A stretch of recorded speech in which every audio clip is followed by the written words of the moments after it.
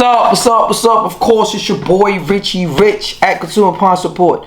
You already know, man, we review appliances. Today we're going to focus on a GE top load washing machine, how to install the control board and program it. Alright, so we're going to let this video rock and roll. Don't forget always, man, like, share, and subscribe to the channel. Alright, so let's go. Alright, so the first portion of the board we're looking at, of course, you should get a little card in it and the control board. Within that little card is going to instruct you and teach you how to program the board, text parts to this specific number, and with the specific number it teaches you how to actually install the appliance, install the part. Alright, so we're going to come back to that as well. Alright, a couple things that we can focus on. You see the control board is protected with a bubble wrap, and then this aluminum or shiny looking plastic covering. It protects the control board from static shock. So a couple things that you want to do before you actually install the control board: you want to deactivate yourself. So you can actually wear gloves, right? You can also use a static wristband that you can actually wear that you connect to the actual appliance, or you can go ahead and touch the metal surface of the appliance as well, because that's going to help you to de-energize yourself. One of the silent killers for control boards and components like this is the static shock. You're not going to be able to see it or hear it, but when you do install the control board, it's going to be completely dead. So you want to make sure you de-energize yourself before you install any control board or component. That's what that is there for. So we're going to jump right into this, man. So we'll show you how to take the cover apart later on. Bear in mind, I am recording this and trying to take the appliance apart, install the part at the same time. Alright, so you want to make sure you remove this cover from the actual wash machine. If you have any magnetic screws, you can use that. That is pretty good to use. The cover is really easy to get off. It's not a difficult thing to do. It comes right off pretty easy. Always remember, let me pause, unplug the appliance for safety. Alright, so you don't get electrocuted or you get zapped, alright, or kill yourself. Alright, so when you're looking at this, you have plastic tabs on here. Alright, so you're going to remove this cover. You can see the lip is covering the control board, so it's securing it so it does not come off. Alright, so removing the screw there. Like I said, if you have magnetic screws, it's best to use those, or a drill. Take your time with it. Make sure that you get it out properly.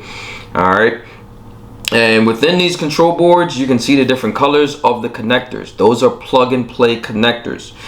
You can also snap the control board out. You can see there's 4 different ones, two in the front and 2 in the back. So you want to make sure you snap those off. If you don't snap it off or pull them in the opposite direction, then the control board does not come out. You can see me pushing on it, showing you how to do it there. Again, these are plug and play. Back in the day, you had appliances where the wires were exposed. Nowadays, you have plug and play. So you take your time and unplug each individual one. Before you do that, make sure you take a picture. All right, it's good to take a picture of the actual connectors and the wires and where they go at, so that you can put them back exactly where they belong. Alright, that's the pressure switch hose that detects the water level right in the middle. Alright, so you want to disconnect everything that you see there. Do the best that you can. The wires, everything, and it comes right out just like that. If you're having issues where you can't plug in or disconnect the power to it, you can always disconnect the power coming directly off the board. Right, that's the actual plug right there, that wire that disconnect the whole entire thing. So you can unplug that instead of plugging it from the wall. It does the same thing, but again, you want to make sure that you're safe while you're doing it. Alright, everything snaps into place. Most of the plug and play snaps right into place, that you don't have to, you can't really get them mixed up because they don't really fit if they're not the same color. And that's one of the great things about them. They color code them sometimes, so you'll be able to snap it in properly, but within that, you still want to make sure you take a picture so that you can know exactly what's going on. Alright, take your time inserting everything back properly. You want to make sure that it's secured on the tabs, and it should snap in. You should somewhat hear it snap in a little bit, so that's telling you that it's tight and secured. Then of course you're going to put the red piece in. Normally you want to go over everything, right? Make sure everything is snapping into place, everything is tight. That's the Wi-Fi board that you see there with this the Wi-Fi connector. We didn't have to remove that, but if you need to, you can see that on the side there as well. Alright, that has a specific connector. Connecting the cover back and screwing everything back in. Again, it's not a difficult thing to do. You want to make sure everything's secured. You want to go over things, jiggle the wires, make sure everything is right, nothing is loose. You want to make sure everything is in there properly before you plug it up or plug it back in. This is the control panel. You have tabs on each side, one in the front and two in the middle. Then you want to make sure that that is inserted in the tab. So I'm going to show you exactly on the opposite side how it really looks. And one way you can tell that it's on is when you're shaking it and moving it, it's not moving. It's tight, it's secured, right? So you still have to insert a screw into it as well, but you want to make sure that the plastic tabs are in there properly. You can see that they're inserted there properly as well. So that's good there. So this is the card. Again, you want to text depending on your model, depending on the part. So sometimes you got to text the part number, or you can text the word part to this specific information. You tap into it. It loads up with the image on how to install the part. Alright, so that's the great thing about GE. Depending on the model that you have, it says LED. We have a digital display. So this one is for the LED. Alright, so depending on your model number, depends on the personality ID, and of course the personality status ID. Alright, so if your model ends with GTW22220, you got a 10, you got 1, you got 11. So all these different numbers, and this is how it's supposed to look when you have the LEDs and you want to line up the LEDs with the number that you see there. Alright, pretty easy, pretty self-explanatory, but just take your time and read the instructions.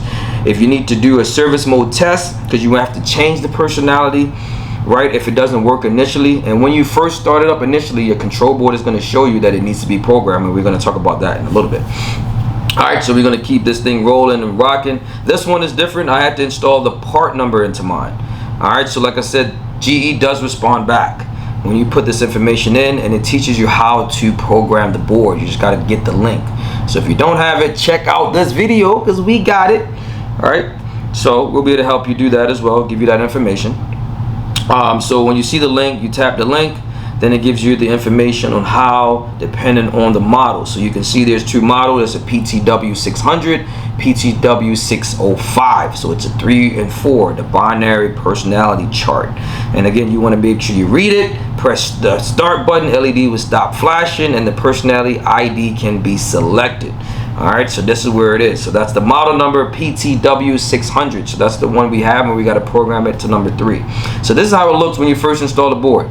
Right, you can't use it. I wouldn't turn anything, touch anything other than trying to program the board, because if you don't, then you're gonna have to go back to like resetting it, and it can be difficult if you're not really familiar with it.